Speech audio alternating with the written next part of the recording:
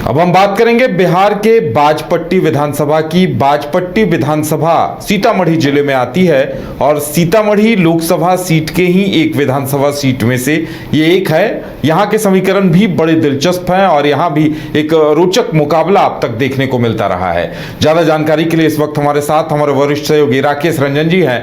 राकेश रंजन जी, बाजपट्टी विधानसभा के समीकरणों को इस बार आप किस तरह से देख रहे हैं और जो पिछला इतिहास रहा है उसका कितना असर दिखेगा इस बार यहाँ? देखिए, बाजपट्टी विधानसभा क्षेत्र इस बार रोचक होने जा रहा है और रोमांचक भी।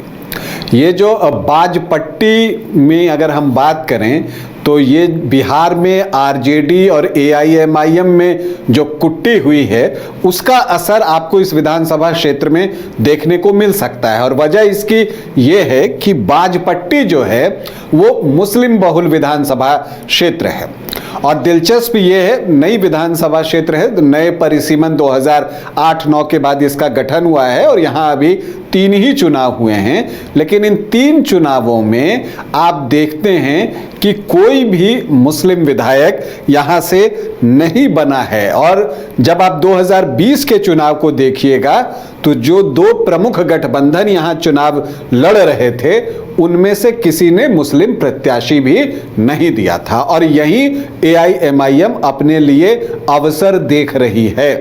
आपको बताओ कि एआईएमआईएम इस बार गंभीरता से चुनाव लड़ना चाहती है और पिछली बार भी उसने 5 विधानसभा सीटों पर सफलता अर्जित की थी और ये बात जो एआईएमआईएम के समर्थक होते हैं वो गर्व से बताते भी हैं कि कितनी पार्टियां हैं अकेले लड़कर 5 सीट ले आती हैं। उदाहरण देने में वो चिराग पासवान तक का उदाहरण देते हैं कि पिछला चुनाव चिराग पासवान अकेले लड़े थे तो उनको विधानसभा में कितनी सीटें आई थी।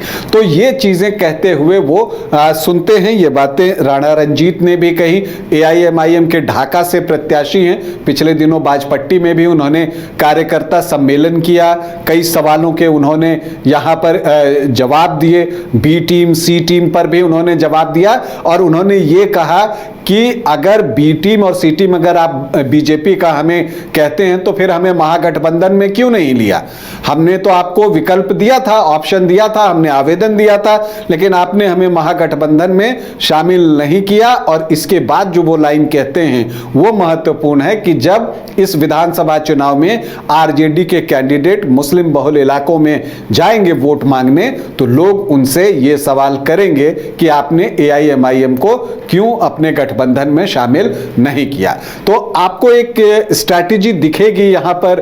जो एआईएमआईएम है, असदुद्दीन ओवैसी आते हैं, वो एक टोन सेट करके जाते हैं। जो अख्तरुल ईमान है वो लगातार सीमांचल में मेहनत कर रहे हैं और इस तरफ आप देखें तो राणा रंजीत के रूप में उनके पास एक चेहरा है जिसके जरिए वो प्रयास कर रहे हैं। अब सीटें कितनी आएंगी उनको ये तो वक्त बताएगा, लेकिन कई सीटों पर वो पार्टियों को डेंट मार सकते हैं, इससे आप इनकार नहीं कर सकते। देखिए, हम वापस बाजपट्टी विधानसभा क्षेत्र पर आते हैं। हम इनके संभावित उम्मीदवारों की भी चर्चा करेंगे और तब एआईएमआईएम से कौन से संभावित उम्मीदवार हैं ये भी बताएंगे। जेडीयू आरजेडी से कौन कौन से संभावित उम्मीदवार हैं सभी की चर्चा हम करेंगे। लेकिन पहले आपको बता दें कि ये जो नया विधानसभा क्षेत्र बना 2008-9 परिसीमन के बाद, दरअसल बाजपट्टी विधानसभा क्षेत्र जो है सीतामढ़ी और पुपरी विधानसभा के कुछ भागों को काटकर बनाया गया और जब बाजपट्टी विधानसभा क्षेत्र का गठन हुआ तो पुपरी विधानसभा का जो अस्तित्व है वो समाप्त कर दिया गया। अब अगर आप यहां पर देखें तो बाजपट्टी, बोखरा प्रखंड और नानपुर प्रखंड की कई ग्राम पंचायतें इस विधानसभा क्षेत्र के अंतर्गत आती हैं। जो यहां 3 चुनाव हुए हैं उसमें जेडीयू को 2 बार कामयाबी मिली है और एक बार जो है आरजेडी का लालटेन भी बाजपट्टी में जला है। खास बात यह है कि इन 3 चुनावों में 2 बार जो है महिला प्रत्याशी चुनाव जीतने में कामयाब हुई हैं। तो हम 2010 से शुरू करते हैं। जेडीयू की तरफ से डॉक्टर रंजू गीता चुनावी मैदान में थी, उनके सामने आरजेडी से मोहम्मद अनवरुल हक थे और दोनों के बीच एक कांटे का मुकाबला होता है। 44,726 वोट आते हैं डॉक्टर रंजू गीता को, 38.52% और मोहम्मद अनवरुल हक जो कि आरजेडी के प्रत्याशी थे, उनको आते हैं 41,306 वोट, 35.58% वोट। और रविंद्र कुमार शाही निर्दलीय चुनाव लड़ रहे होते हैं, उनको आते हैं 10,428 वोट, मतलब 9% वोट। तो एक ट्रायंगुलर फाइट होती है जिसमें कि डॉक्टर रंजू गीता जो है वो 3,420 वोटों से चुनाव जीत जाती हैं। 2015 में तो खैर महागठबंधन बन चुका था, आरजेडी जेडीयू कांग्रेस साथ में थे, तो अब जेडीयू को ये सीट लड़ने के लिए मिली तो पूरी परिस्थिति उसके मुफीद थी, उसको सपोर्ट कर रही थी और परिणाम भी वैसा ही आया और इसलिए जीत भी बड़ी आई। डॉक्टर रंजू गीता को 2015 में 67,194 वोट आए, 43.3% वोट। और तब आरएलएसपी ने अपना यहां से प्रत्याशी दिया था एनडीए की ओर से, रेखा कुमारी, वो 50,248 वोट लाने में कामयाब होती हैं, 32.38%। और रविंद्र कुमार शाही जो निर्दलीय चुनाव लड़ रहे थे, उनको भी 8,000 वोट आते हैं, 5% से ये ज्यादा वोट था। तो फिर से एक ट्रायंगुलर फाइट होती है जिसमें डॉक्टर रंजू गीता 43.3% वोट लाकर 16,946 वोटों से चुनाव जीत जाती हैं।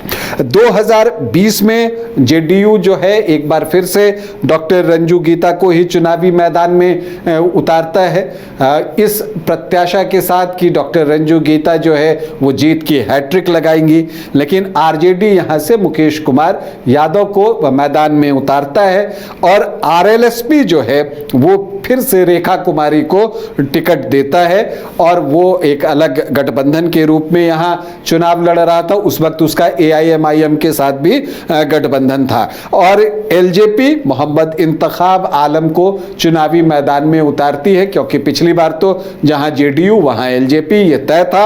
और यहां पर आप देखेंगे कि जो हार जीत का मार्जिन है वो एलजेपी के लाए वोटों से कम है। तो आप क्या देखते हैं, डॉक्टर रंजू गीता को 68,779 वोट आते हैं, 38.7%।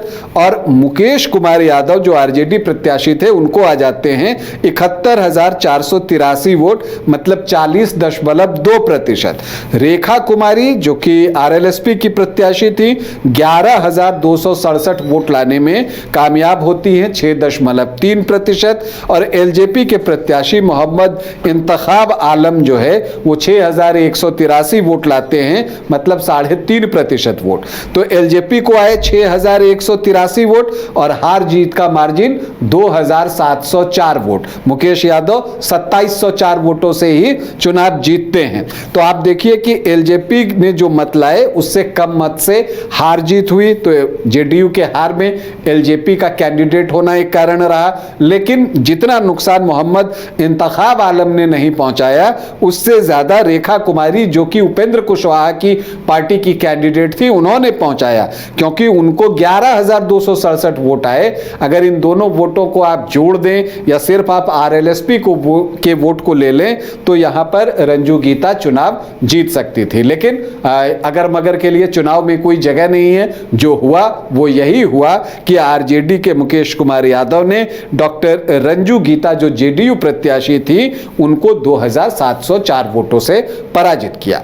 लेकिन अब इस बार टिकट किनको मिलेगा, संभावित उम्मीदवार कौन हो सकते हैं, दावा कौन कौन ठोक रहे हैं? तो देखिए, जेडीयू से अगर आप देखेंगे तो डॉक्टर रंजू गीता का दावा फिर से मजबूत दिख रहा है। वो जनसंपर्क कर रही हैं, लोगों से मिल रही हैं, तो ऐसा लगता है कि जेडीयू से टिकट उन्हीं को मिलेगा। हालांकि कुछ और नामों की हम चर्चा करें तो राम कुमार शर्मा हैं, इसके अलावा इकरा खान की भी चर्चा बीच में होती है, चूंकि मुस्लिम बहुल इलाका है।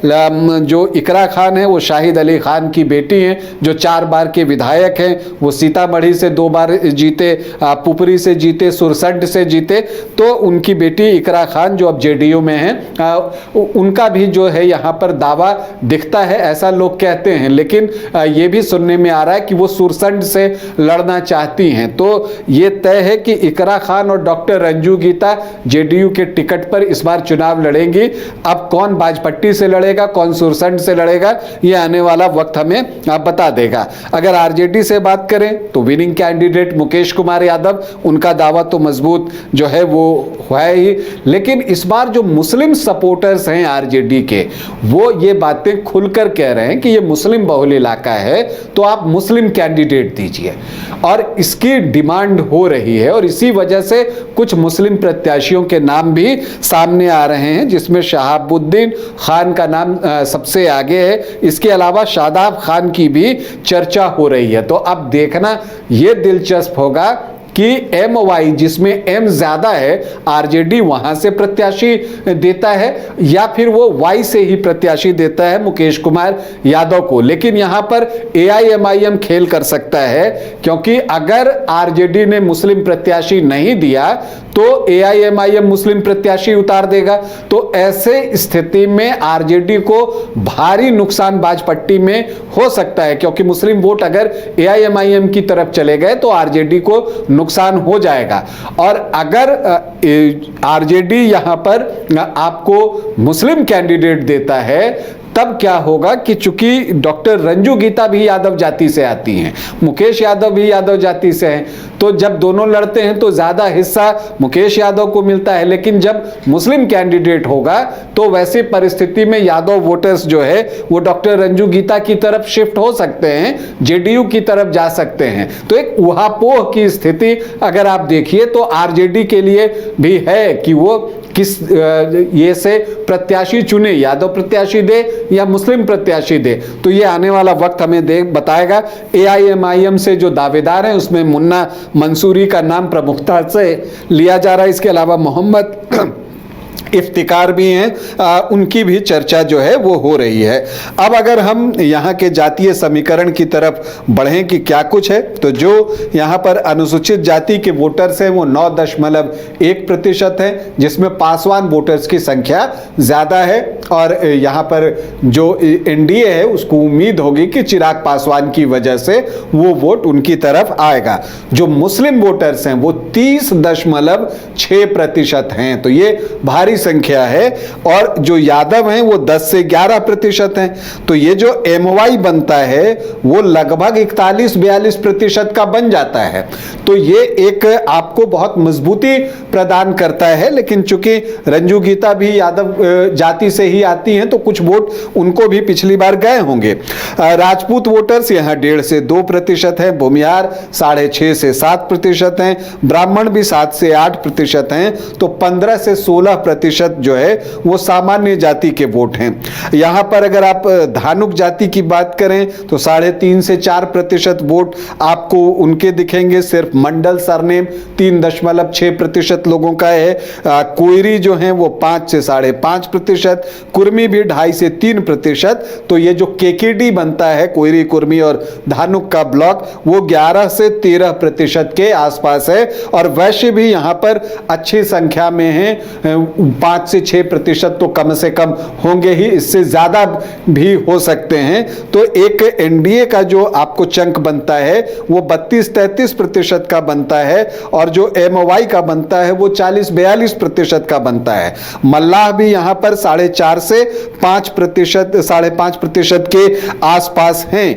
तो ऐसे में अगर आप देखें कि जो 3 चंक बन रहे हैं, एक 40 से 42% का MY का, एक NDA का चंक 32 से 33% का, और आप इसके अलावा देखें तो SC का 9.1%। तो जो अदर OBC EBC हैं उसमें अगर हम मल्लाह को भी छोड़ दें तो वो 13-14% के आसपास जाते हैं। तो वो वोटर्स, SC वोटर्स जो है वो तय करेंगे। तो अगर चूंकि मुस्लिम बहुल इलाका है तो कई बार पोलराइजेशन भी होता है, और पोलराइजेशन की वजह से भी वोट जो है वो NDA की तरफ शिफ्ट हो सकता है। तो बाजपट्टी में इस बार अगर AIMIM की एंट्री होती है तो यहां का चुनाव बहुत ही रोचक होगा, क्योंकि फाइट ट्रायंगुलर हो जाएगी और उसमें बाजी किसके हाथ लगेगी फिलवक्त कहना मुश्किल है। तो चलिए, बाजपट्टी विधानसभा के समीकरण बड़े दिलचस्प हैं। देखने वाली बात यह होगी कि मुस्लिम प्रत्याशियों को लेकर पार्टियां क्या निर्णय लेती है, और नहीं तो फिर ओवैसी की पार्टी वहां पर एक बड़ा दांव खेल सकती है। तो इंतजार करना होगा कि समीकरण क्या कुछ निकल कर सामने आते हैं और प्रत्याशी बाजपट्टी में कौन होते हैं।